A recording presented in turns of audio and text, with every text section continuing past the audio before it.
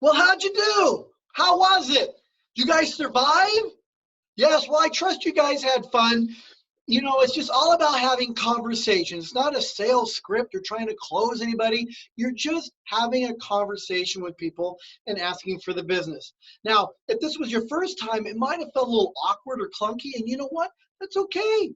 The first time or two may feel that way. How do you get better? Is by practicing and conditioning and then just getting better through repetition. Now, um, you know, in the last bold class, some people asked me some questions during this period, and I'll answer them in case you may have them. I had one agent who said, you know, Derek, I said that I'm in a competition. I need 10 referrals in order to win. I feel disingenuous. What am I going to win? So I asked the agent, I said, all right, let's say you get 10 referrals this month. Let's be conservative. Let's say you close 7 of them. Okay, you closed 7 of them. And in this area, their average commission was 10,000 US dollars. I said, so you get 10 referrals, you close 7 of them, you get $70,000 in 1 month. Would you be happy with that? And they said, oh, hell yeah. They were excited. And I said, okay, great. What would you do with that $70,000? And they said, well, I would pay off my debt. Okay. Well, I asked somebody else, what would you do with that? I would take my family and my parents and my kids and my grandkids. I'd take everybody to Disneyland. That's great. Awesome. What would you do? And they said, I'd buy a brand new Tesla. I said, that's great. So if someone says, are you going to win? What would you win? You tell them, I'm going to be debt free. I'm taking my family to Disneyland. I'm going to go to this Tesla. They're going, heck, how can I help you? They might even say, man, I want to get into real estate. And if they do, then that's when you send them to your team leader, right? So once again, that's what you'd win. What you would win is be able to do what you would do with that type of money. Now, we also ask people, we talk about embedded commands. We say, do you know anybody who's looking to buy a home, sell a home, or invest in real estate? They're downswings, right? If you say something at the same tone, it's just a statement. If you say something with a downswing, then it's an embedded command. If you go up, do you want to list with me? Do you want to sign with me today? Then it's a question.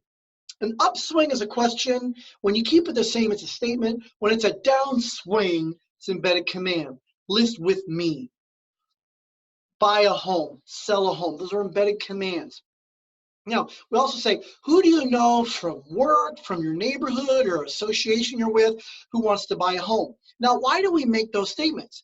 Because if we say, who do you know who's looking to buy a home, they're going to think of everybody they've ever met in their whole entire life. And if you say, who do you know from work? They're going to narrow down their focus. Who do you know from your neighborhood? They're going to narrow down that focus. Who do you know from an association you're with? They're going to narrow it down. That's why we use those specific words. Now, just be a little smart. If they're in your sphere of influence and you know they're unemployed, don't mention work, right? So that's why we use those different areas. Now, I'm gonna challenge you guys. Now that you've practiced, you made some calls, right? Now we're gonna challenge you. I'm gonna challenge everybody in the room who can get at least 2 referrals in this next call period. That's your challenge. The challenge is to get at least 2 referrals or appointments. I'll say both, right? Referrals or appointments in the next call period. So what I want you to do is when you get a referral or an appointment, I want you to go up on the whiteboard, write your name, and put a little tick mark. Put a little tick mark, then get back on the phone and get another one and get another one. And we're going to see who can get the most. And ultimately, I want to challenge each and every one of you to get at least 2. Now, please write this down. Yes, that's an embedded command. Write this down. Don't make contacts for contact's sake. Make contacts for contract's sake. Once again, don't make contacts for contact's sake. Make contacts for contract's sake. What I mean by that, if your goal, it's all about mindset. 90% of success comes from mindset. 90% of success comes from what? Mindset. And if you come in today, what are you gonna do today? I'm gonna make 40 calls. Be careful what you wish for. You might get 40 calls. If you say, I'm gonna get 40 contacts today, okay, you might talk to 40 people today. You gotta be specific. You say, well, what are you gonna do today? I'm gonna get 2 appointments today. I am purposeful. I'm specific. It's measurable. I'm getting 2 appointments today, right?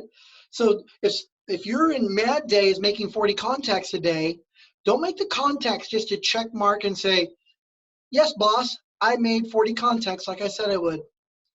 Don't make contacts for contact's sake just to check it off your list. You make contacts for contract's sake. It's because someone out there right now needs your help.